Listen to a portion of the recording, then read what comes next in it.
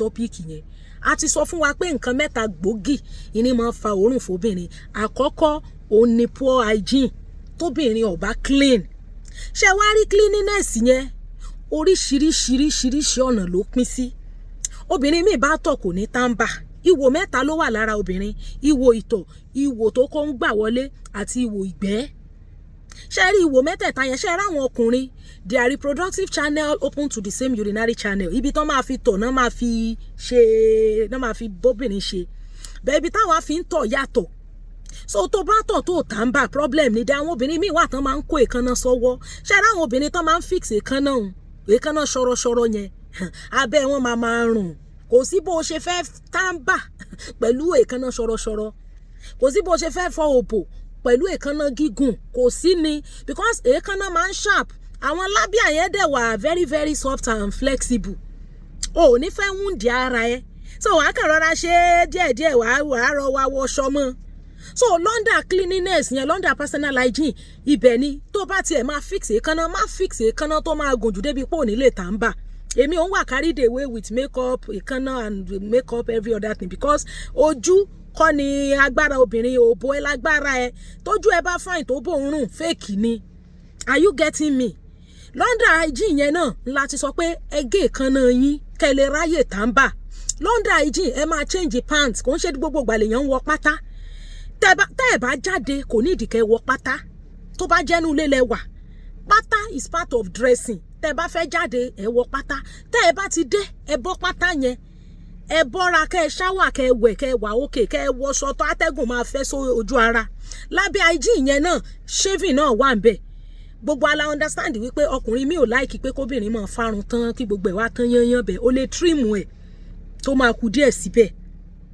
London personal hygiene náà ni mo dẹ̀ ti sọ fún wa mo ní ẹ mọ̀ sábà wọ colored pátá tẹ́ bá ra pátá tó plain tó bá ní infection yẹn wàá tètè mọ̀ ngbà tó bá sá pátá dúdú pátá pupa tókùnrin gan bá wọnú bedroom yẹn yóò rò pé òun wọlé òòṣà ni òbò tó ń wọ pátá yẹn sí kò ní wọ ọkùnrin yẹn dó bẹ́ẹ̀ tó bá yẹ pátá tó plain tó funfun ni tó bá rí pátá yẹn gan inú ẹ̀ máa dùn pé òbò tó ń wọ pátá yìí sí owó òun kò máa wọ bẹ̀ ní gbogbo ìgbà ẹjọ́ nítorí Ọlọ́run èèyàn gbúdọ̀ máa ń rùn obìnrin ti pọ́n ta ní ìsinyìí tán fẹ́ fọ́kọ nígbà tí wọ́n bá wá rùn ibo la fẹ́ bá yàrá já personal hygiene is very very very important òun ló dẹ̀ carry 80% of the cost of òórùn téèyàn bá ti jáde lọ látàárọ̀ téèyàn bá ti dé èèyàn á ti làágùn ẹlòmíì àgbà ibiṣẹ́ lọ church àgbà ibiṣẹ́ lọ sí program àgbà program padà wálé ó bá ti ń délé á ti lọ sí kitchen kò ní bọ́ra lẹ̀ kó relax kó shower kó pátá tó ti wọ̀ láti 8 a.m.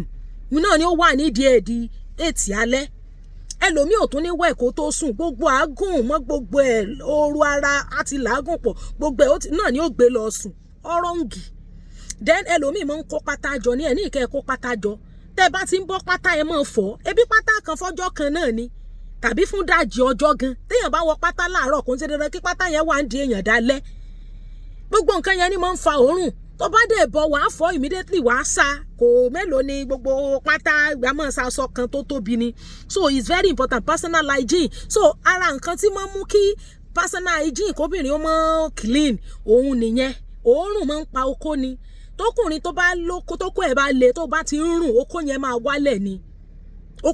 wálẹ̀ ni dẹ́ńtẹ́ bá lọ sílé ìgbọ̀nsẹ̀ omi ni kẹ́ ẹ máa lò ẹ má máa fi tíṣù nùdí ẹ máa tàǹbà ni dẹ́ńtẹ́ bá ń tàǹbà ẹ má máa tàǹbà láti ẹ̀yìn wá wájú ẹ máa transfer flora àwọn microbial flora yẹn tó wà ní ìwò ìgbẹ́ ẹ máa transfer ẹ̀ wá wájú you watch from the front to the back àbí òye wa ń sìn all these things are very important àwọn tó tún wà fleshy tán lómi lára yẹn omi ó lè hide pamọ́ tó jẹ́ pé tó bá ti wá hide pamọ́ sára náà yóò máa fa òórùn so cleanliness is very very good gbogbo armpit irun and all of those things you shave everything off gbogbo ẹ̀ ló máa ń hide ooru tó máa ń jẹ́ kí òórùn máa jáde buy roll on use roll on perfume is not compulsory òdìbà téèyàn bá da perfume tó fi perfume wẹ̀ perfume kò compulsory use roll on ti tó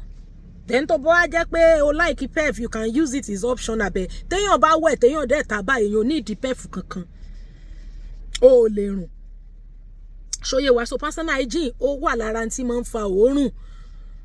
Then ẹlẹ́ẹ̀kejì ó ní infection. Ẹlòmíì ní infection tó jẹ́ pé ní bóyá infection ṣáláńgá àbí infection STD tó dẹ̀ ti wà lára ẹ̀ tó dẹ̀ ti treat ẹ̀ tí ò lọ, ó náà máa ń fa òórùn. So ẹni tó bá ní infection kó gbìyànjú lọ rí àwọn dókítà tó bá ṣe test fún wọn mọ̀rú microorganisms yẹn wọ́n á lè tọ́jú ẹ̀. So infection náà ó náà fa òórùn. Then we have rectovaginal fistula.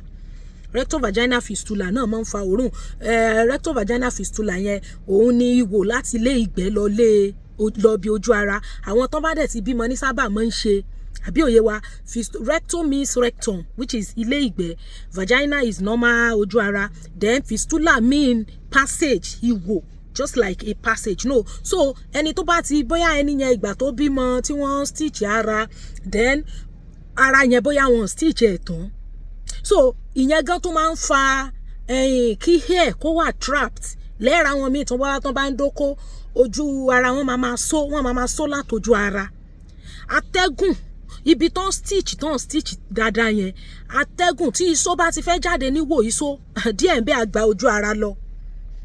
Irú yẹn ẹni tó bá ní ó máa manage ẹ̀ ni, kò ṣe, there is no cure for that one, but they can be managing it. Àbí òye wa nísìn láwọn tó bá ní fistula, but àwọn tó ti bímọ tó ní àwọn oríṣiríṣi àwọn bóyá stitch ara fún wọn ní fistula yìí máa ń ṣe. Sisi tí ò bímọ rí kò yẹ kó lè ní fistula. Tó bá ń rùn á jẹ́ pé kò ní personal hygiene ni. But fistula yẹn máa ń fa òórùn tó jẹ́ pé tí àwọn iṣó nígbà tí passage ṣe mọ̀ pé thin skin ló connect ilé ìgbẹ́ pẹ̀lú ilé ojú ara. So àwọn tó bá ní tears bẹ́yẹn tó jẹ́ pé kìíní yẹn tó bá ti stitching yẹn ò bá wá perfect, kò sí ni tó bá ti ń tó iṣó yẹn máa gba ojú òbò kọjá. Dó àwọn ìyá àgbà yẹn wọ́n á ní kán jòkó sómi gbóná, kán ṣe hot water therapy and so on, but this is a research. What are the causes of ojú ara rírùn? Òun ni, and these are the things tí máa ń fà. So ẹni tó bá nírú ẹ̀, you can see doctor. But fistula yẹn òun ni wò láti ilé ìgbẹ́. So àwọn iṣó, àwọn èérún ìgbẹ́ díẹ̀ tán bá ti ń wá láti ibi rectum tó fẹ́ jáde díẹ̀ ń bẹ ìwò tẹ́rẹ́tẹ́hùn yóò wá gbabẹ̀ lọ síbi ojú ara. Àwọn míì wọ́n máa ń gbójú ara so, àwọn míì tó bá ń dóko atẹ́gùn máa jáde, ó máa make sound. Ìmọ̀ ń ṣẹlẹ̀ sàn tí wọ́n bá bímọ, tí wọ́n bá ní complication. Then another one is promiscuity. Àwọn obìnrin tí wọ́n wà faithful, tó máa ń ṣe zina, tó máa ń dóko okó tó jù kan lọ. Tẹ ọkùnrin tó ń dó tó bá ti jù kan lọ, wàá máa rùn ni. Ẹnìkan á sọ pé àwọn tó ń ṣòwò nàbì mọye perfume táwọn yẹn, ẹlòmíì ó fẹ́ fi perfume wẹ̀nú wọn. Tọ́wọ̀n bá wẹ̀ wọ́n máa rùn sincerely, because àtọ̀ ó ní oríṣiríṣi components: magnesium, potassium, protein, creatinine, fructose. In fact, nutrient is over 30. Nígbà tó bá, then apart from the component of àtọ̀, the smell, the viscosity, the thickness, all those things differs from man to man. Even taste, if you Google it, you will see it. The quality varies from man to man. The strength varies from man to man. The sperm count varies from man to man. Oríṣiríṣi ni. So nígbà tó bá ń gba irú nǹkan yẹn lára èèyàn tó jù kan lọ, ó máa rùn ni. Sincerely, òórùn ara ilé, òórùn ara tọ̀hún, òórùn ara ilé, òórùn ara tọ̀hún, òórùn ló máa ń fà. So obìnrin tí ò bá wà faithful, tí ò lótìtọ́, tó jẹ́ pé kò lóòótọ́, kò wà faithful séèyàn kan, ó máa rùn ni. So that passage is meant for one man at a time in your lifetime. O gbọ́dọ̀ fẹ́ yìí kó tún fẹ́ yìí at the same time. Àwọn míì wà báwọn tó yẹ kí wọ́n rí màrí tán bímọ sí ibi tó jù kan lọ, tó yẹ pé kì í ṣe bí wọn, but wọ́n ti kúrò níbi ibẹ̀ yẹn kan tó rí màrí síbí. Tóbìnrin bá ti wà, tí bá ti ń bọ́kùnrin tó jù kan lọ, òbó ẹ máa rùn ní gbàgbé. Kò sí bó ṣe tàǹbà, ó máa rùn. So promiscuity náà máa ń fa odor fún obìnrin, because oríṣiríṣi àtọ̀ tó ń receive yẹn, they have different qualities, counts, smell, components and so on. Àtọ̀ ọkùnrin tó jẹun gidi, tó wà okay, ó lè fi wé àtọ̀ ẹni tí ò rí jẹ tí ó wà okay. different smell, different rubbish no máa push sára ru obìnrin yẹn máa rùn. So promiscuity náà máa ń fa òórùn. Then bleaching is also one of the cause of òórùn. So ẹ má bóra mọ́, tó bá ti bóra ó ti alter hormone melanin. Irú àwa tá dúdú báyìí, we are rich in melanin. Melanin yẹn òun ni máa ń fún ara ní pigment, tí máa ń fún irun ní pigment, tí máa ń fún skin ní pigment, even ojú, every part of the body melanin. Àwọn tó ń pupa melanin wọn kò tó tiwa. Àwọn àfín ara wọn gene tó ń secrete melanin, there's another hormone tára wọn secrete tó suppress capacity melanin wọn.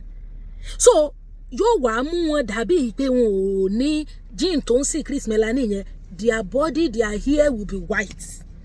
Ní àwọn àfín. It's not as if their body does not produce melanin, but there is another hormone tára wọn secrete tó suppress melanin yẹn, making their body to be white. So once tó bá ti bleach, ó ti alter hormone. Torí ẹ̀ ló fi jẹ́ pé àwọn tó máa ń bóra yẹn, tán bá stop bóra wọn á dúdú padà. Àwọn tó dàbí tó dúdú tó bá ti time ọyẹ́ yẹn, àwọn tó máa ń bóra yẹn rí tó máa ń dàbí Kampala. Bí Kampala ń ṣe irú èmi báyìí tí ń bá bóra màá kàn dàbí Kampala ni. Abẹ́ẹ̀rí then wind down bí Kampala máa ṣe rí tí ń bá bóra. Tó o bá dẹ̀ ti bóra ó máa rùn. Àwọn hormones ẹ máa wà altered because ó máa làágùn, ó máa sweat. Tó bá ti ń sweat yẹn bá ti ń lẹ̀mẹ́ lára ó máa rùn ní. Ọlọ́run tó dẹ̀ gbé òbò sísàlẹ̀ tó protect ẹ̀. Wọ́n ní kó bò gbátàrí wo kó wo nǹkan tẹ́ ṣe ó ṣe. Ìpamọ́ ló wà. Ìpamọ́ tó wà yẹn bó ṣe pamọ́ yẹn ó máa tètè máa emit heat, á tètè máa emit ooru, á emit òórùn. So o lè máa bóra wà máa rùn ni. So those are the things. Ẹjọ́ ẹja máa wà clean. Àwọn òbò kan wà tó jẹ́ pé kò sí ni. Kódà kó jẹ́ pé kò sí lọ́kàn láti dóko ọkọ ẹ̀ sì máa dó ẹ tó bá mọ̀ pé o clean.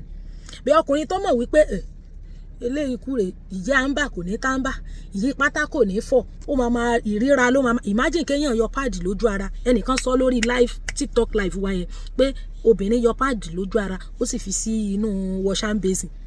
Bàbá kan sọ lórí TikTok live stream wa. Èsì kan rí wá ń ṣe wọn ṣé wọ gan fúnra ẹ, ṣé nǹkan ẹ̀gbin ara ẹ yẹn gan ṣé ọmọ rí wọ gan la. Téèyàn bá yọ pad lára wàá rólẹ̀ bí téèyàn bá roll pampers tó yọ nídìí ọmọ wàá rólẹ̀ wàá fi sí nylon wàá dispose ẹ̀. Tó bá flush ẹ̀ ó máa block toilet ni. You dispose it very clean, nobody will know. Yeah, àìmọye roommate mi ìtàn jọ ń gbé tán ní mọ̀gbà tára wọn ń ṣe period. Tẹ́mọ̀ wò pé àsáǹtì eléyìí kì í ṣe nǹkan oṣù ni toró máa clean pa. Ẹlòmíì dẹ̀ lélẹ́yìí tó bá ń ṣe period gbogbo àwọn other roommates gbọ́ àwọn sisters náà jọ wà nínú hostel náà máa mọ̀. Bó ṣe ń stay in bed la máa stay in lẹ́lẹ̀ la máa stay in bedroom la máa gbé pad káàkiri. We have to be clean. Kai! So n tán sọ lórí live stream yẹn nìyẹn pé ó ṣeé ṣe kó ṣe pé ọmọbìnrin yẹn dọ̀tí ni, and we have treated the topic several times. So la fi ní okay, let us treat it again for us to be able to. Those are the possible things. Then ẹni tó bá ní infection please go to hospital. Ẹ lọ sí hospital wọ́n á bá yín mú microorganism yẹn wọ́n á lọ culture ẹ̀ wọ́n á grow ẹ̀ ní lab. Wọ́n lè identify the strain of that microorganism, then they'll be able to give you the anti of that microorganism. Wọ́n á fún yín ní antibiotics sí strain organism yẹn. So it is well with us. Ẹ ṣé gan.